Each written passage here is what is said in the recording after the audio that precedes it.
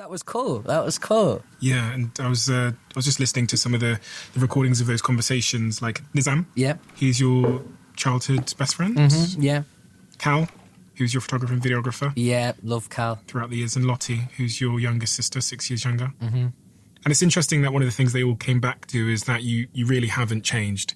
I appreciate that. I give me goosebumps. I like, yeah, but that's what they said. Like your best friend from childhood said that's one of the most remarkable things, that you're still made out of the same stuff and you've never turned around and thought you were anything more than you were back then when he knew you. And that's one thing I love about him, as a friend. I've never said this to his face. But, he's a real guy. Like, he's never turned around to us and ever said, oh, I'm this big shot now. Or that ego, that's never played, and he's never been embarrassed of us. He's a real guy.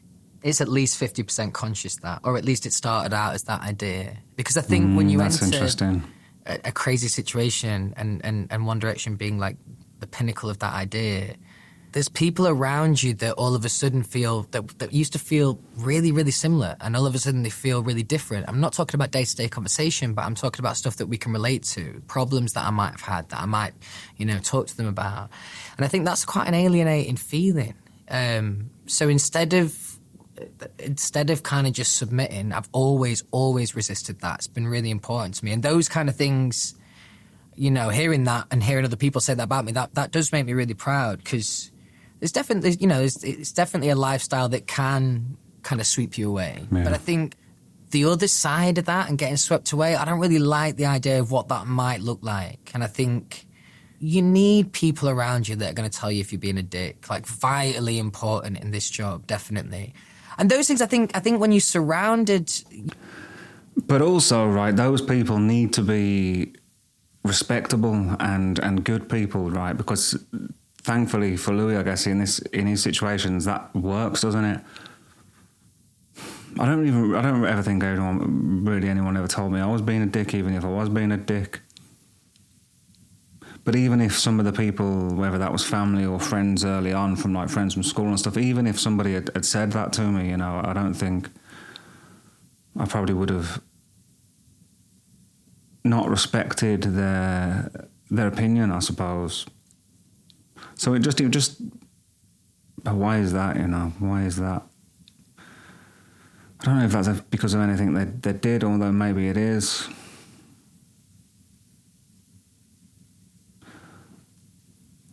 I mean, what makes a good person? What makes a strong person?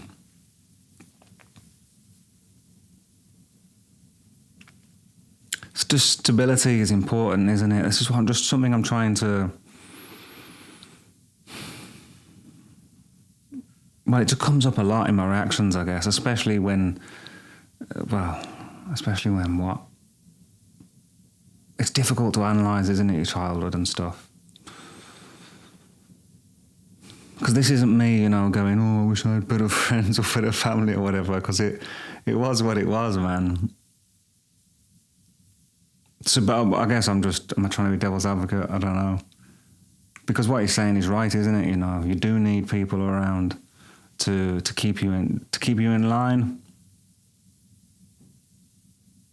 I saw a Lemmy quote the other day, actually, where he said, you need to learn the different... Because there's only two types of people. People that want good for you and people that don't.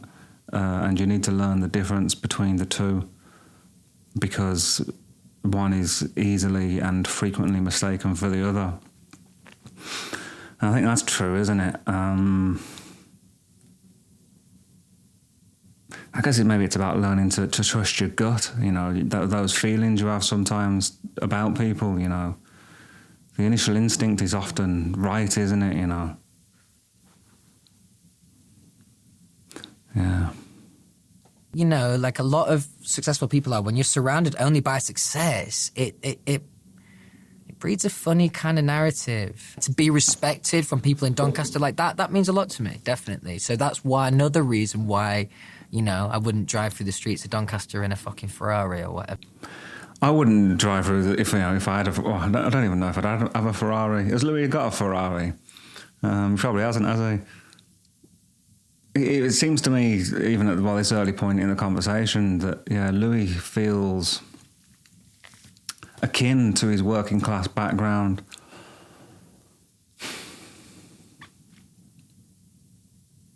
I guess I always felt apart from it.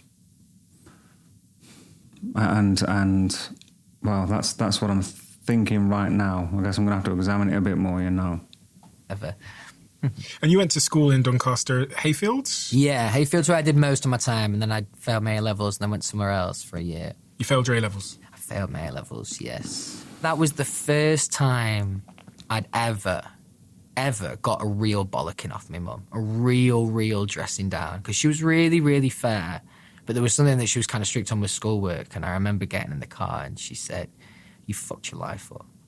And she never swore. She never swore. And I remember, I got goosebumps thinking about it there. I remember thinking, maybe I need to do something with my life. At 15 years old, 15, 16 years old, you join a drama group. And I was watching actually just before you arrived. At 17 years old, you got the lead role in Grease. Mm-hmm.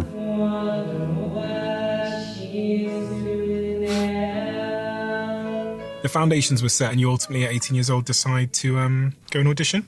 Yeah, that was the third.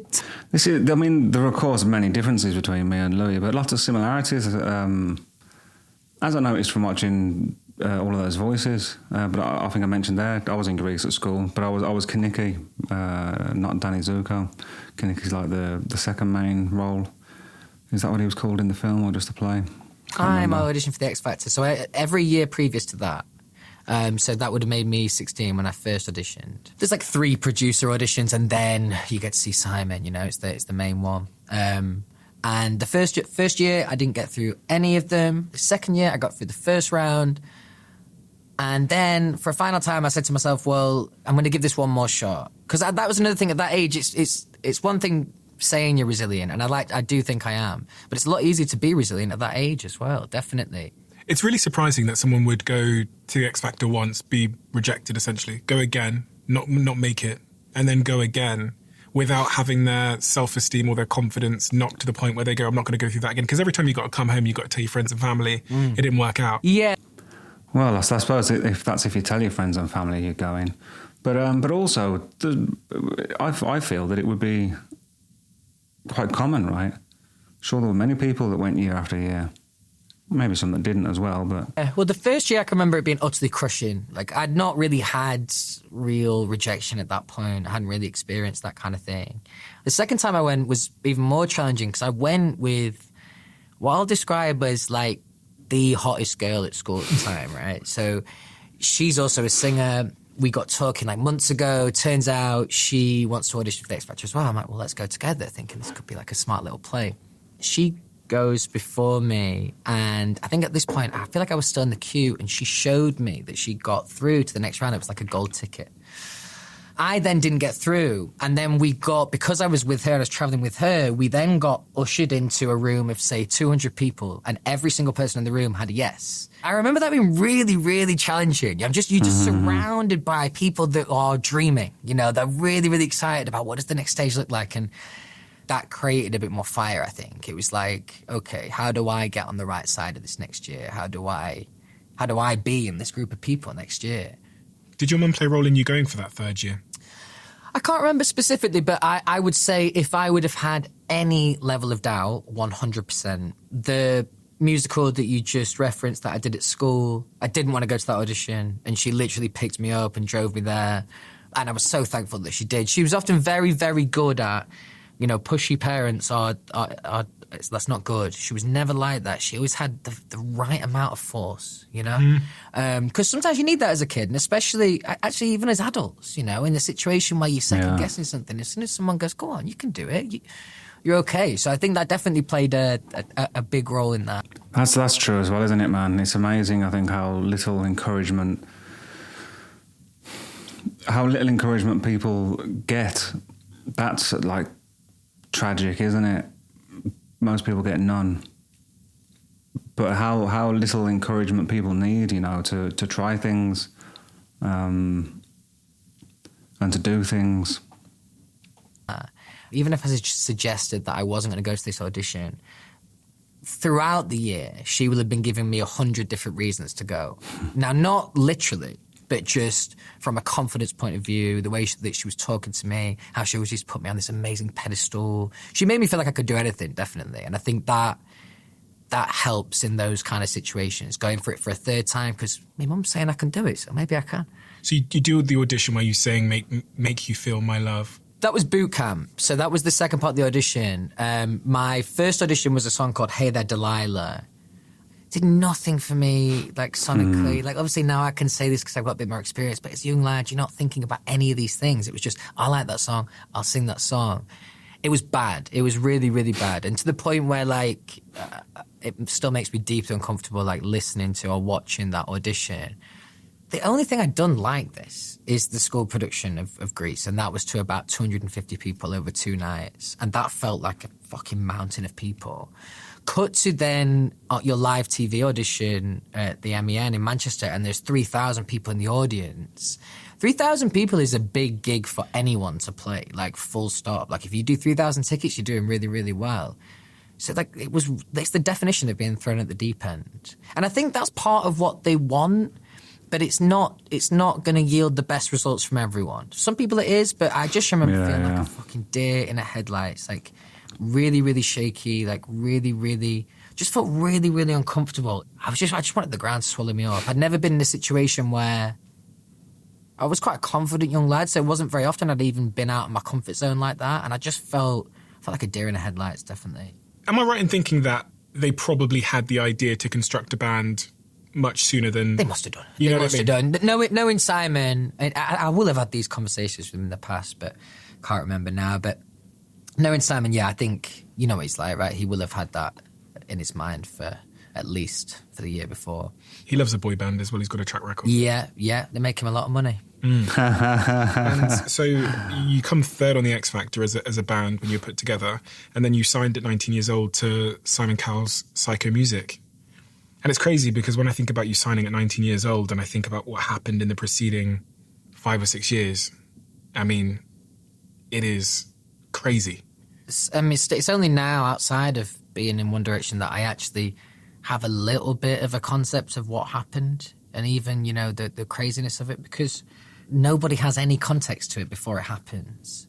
So we definitely, we felt like things were going really, really well. But we also, there will have been part of us, especially in that first year, of just assuming this is what, you know, success looks like. You know, a successful artist does these things. And the first moment that I remember distinctly, actually, that I realised that maybe this was bigger than, like, let's say, like the average thing at the time, we got booked on a support gig with a Disney band called Big Time Rush. And before that tour show, our manager, but our like senior manager, the kind of guy you only see, you know, like 6 gigs a year, and it just happens to be Vegas and LA and all the best places in the world, you know. And he sat us down, it was like this dressing down, it was like, look, this is what you need to expect from a gig like this. Expect people to only know the singles, and even if they know the singles, you know, like that's a real win. They're not going to know the words to the album tracks. It's going to be a very, very different show to what you expected. So we're all ready to go out fighting, because we'd not really had that at that point. We'd had most things that we'd done, we felt really confident doing. So like we were kind of going on the back foot. And then I can remember when we walked out on stage, and I think we opened with something that wasn't a single, and people were just locked in, like massively locked in. And it was really, really fucking loud in there. And I think that was a moment where I remember, again, I had this kind of side to me when I was younger. I was so excited to tell Richard, who was our manager at the time, I was so excited to tell him post-gig about how it actually went. Did you see it then? Because that was obviously not how it played out. And I remember feeling pretty smug about that, but I think it was once I kind of got to bed that evening, I was kind of thinking, I don't know. Thanks for watching. If you would like access to the full thing and loads of other extended content, Taylor Swift, One Direction, Miley Cyrus, videos of me playing my songs and others, link in description.